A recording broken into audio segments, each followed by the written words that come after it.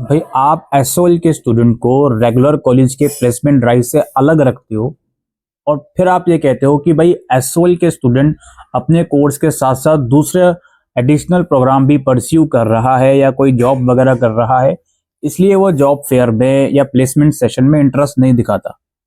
ये किस बात का तुक हुआ जी? हाँ, इस बात में कोई शक नहीं है, कोई दो राय नहीं है कि एसओएल में पढ़ने वाले कुछ बच्चे जो हैं वो अपने साथ साथ या तो सीए सीएस कर रहे होते हैं या गवर्नमेंट एग्जाम की प्रिपरेशन कर रहे होते हैं या ऑलरेडी वो एम्प्लॉयड होते हैं, जिसकी वजह से जाहिर सी बात है कि उसमें प्लेसमेंट सेशन में पार्टिसिपेट करने वाले बच्चे कम होंगे। लेकिन एक जो डाटा आप लोग शेयर कर रहे हो उसके हिसाब से भाई, मान लो 1 लाख बच्चा आपकी यूनिवर्सिटी में एडमिशन लेता है एक पर्टिकुलर बैच में, और जब वो 3 साल खत्म होंगे उस बैच के, तो उस 1 लाख में से कितने बच्चे ग्रेजुएट होंगे या पोस्ट ग्रेजुएट होंगे?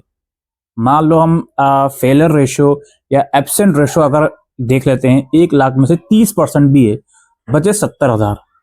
70,000 बच्चे अगर सक्सेसफुली अपना कोर्स कंप्लीट कर रहे हैं हर साल, अब उस 70,000 बच्चों में से अगर 2 से 3 हजार बच्चे प्लेसमेंट में पार्टिसिपेट कर रहे हैं, बाकी के बच्चे कहाँ चले गए दोस्त? क्या बाकी के सारे बच्चे ऐसे हो गए जो अपने साथ साथ सीए सीएस कर रहे हैं या ऑलरेडी एम्प्लॉयड हैं? ऐसा तो नहीं हो सकता। एक आर्टिकल आया हुआ है रिसेंटली, आपको मैं डिस्क्रिप्शन बॉक्स में लिंक दूंगा। उसमें इस बात के ऊपर तरजीह दी गई है कि पिछले कुछ सालों में ये चीज देखी गई है कि जो एसओएल स्टूडेंट के लिए प्लेसमेंट सेशन ऑर्गेनाइज करवाए जाते हैं एसओएल द्वारा, उसमें जो बच्चों की जॉब लगती है उसका रेशो घटता जा रहा है। अराउंड 10% ही इसका रेशो है। और यार रेशो को हम क्या ही कंपेयर करें, उस डेटा में ये बात कही गई है 2022-23 में लगभग 2500 बच्चों ने, 2023-24 में लगभग 3000 बच्चों ने, और 2024-25 में आई थिंक लगभग 1400 या 1500 बच्चों ने प्लेसमेंट सेशन में पार्टिसिपेट करा। यानी कि अगर मान लें 60 से 70,000 बच्चा भी हर साल पास आउट होकर निकल रहा है, उसमें से केवल 3000 बच्चे पार्टिसिपेट कर रहे हैं प्लेसमेंट सेशन में। इसके पीछे रीजन क्या है? उस आर्टिकल में ये बात कही जाती है कि हमने एसओएल के अंदर कोर्स को इंक्रीज करा, कुछ स्किल बेस्ड कोर्स हमने इंट्रोड्यूस करे, उसके बावजूद भी जो प्लेसमेंट का रेशो है वो इंक्रीज नहीं हुआ।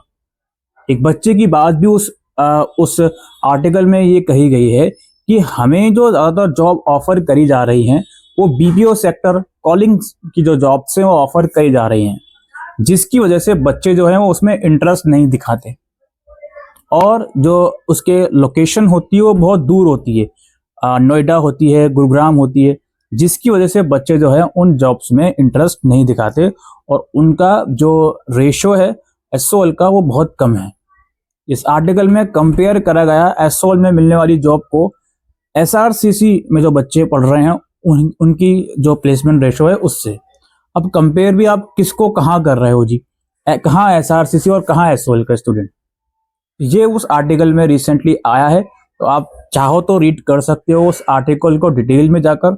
और मेरी राय में तो सिंपल सी ये बात है, देखो एसओएल में बच्चा जो है, हर एक बच्चा ऐसा नहीं है जो एसओएल में एडमिशन ले रहा है तो इसका ये मतलब हो गया कि वो ऑलरेडी सेटल है या वो दूसरा अपनी पढ़ाई कर रहा है साथ में। नहीं जी, बहुत से डिसएडवांटेजेस ग्रुप्स के बच्चे होते हैं जो पैसों की कमी की वजह से एसओएल में आते हैं। वो साथ साथ कोई दूसरा कोर्स नहीं कर रहे हैं, वो साथ साथ कोई जॉब नहीं कर रहे हैं, ठीक है? तो उनकी ये उम्मीद होती है कि यार ग्रेजुएशन के बाद कम से कम प्लेसमेंट अच्छी लगे। तो मेरी तो यही रिकमेंडेशन डीयू को रहती है हमेशा से कि भाई जो डीयू एनुअली प्लेसमेंट सेशन करवाता है या हर एक सेशन में इंटर्नशिप निकालता है, उसमें एसओएल के बच्चों को मौका तो देकर देखो।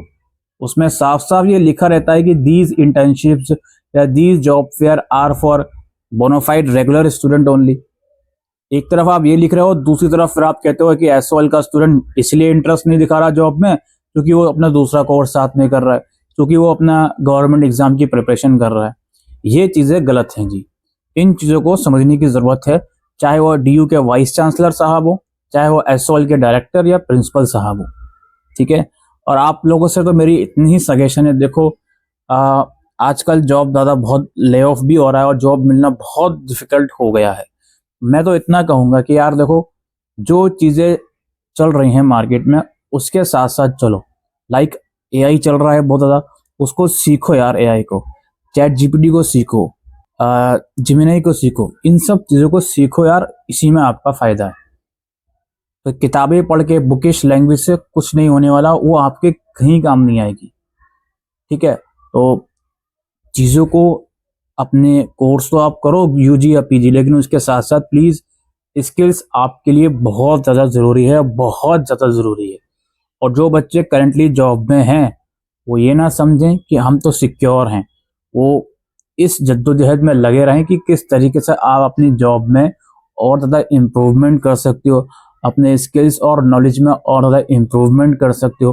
प्लीज़ इस चीज़ में लगे रहें। चीज़ें चल रही हैं, प्लीज़ उसके साथ आपको चलना ही पड़ेगा, नहीं तो आप ऑब्सोलीट हो जाओगे और अगले 5 साल बाद पीछे मुड़कर देखोगे तो कहोगे काश उस टाइम पर ये एक्शन ले लेता। तो इसलिए बेहतर है कि चीज़ों को समझिए और केवल टाइम पास मत कीजिए टेलीग्राम ग्रुप्स में बैठकर या इंस्टाग्राम रील्स में, उससे कुछ भी आप लोगों का भला नहीं होने वाला है। ठीक है, तो यही सब चीज़ें हैं जो इस वीडियो में मैं डिस्कस करने आया था। आपको आर्टिकल का लिंक डिस्क्रिप्शन बॉक्स में दे दूंगा, उस आर्टिकल को जाकर एक बार ज़रूर पढ़ें।